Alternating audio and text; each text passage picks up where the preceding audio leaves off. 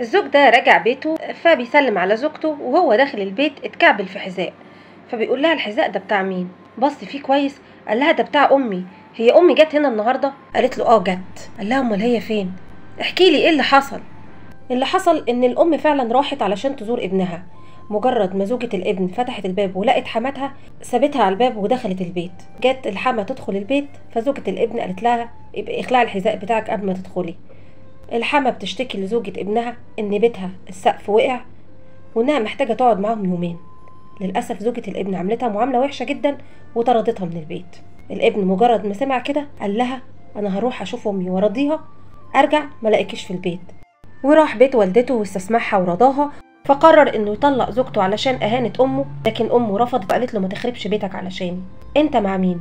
مع رأي الام ولا رأي الابن؟ المفروض يطلقها ولا يزعل منها شوية ويرجعها؟ منتظرة ردكم في تعليقات.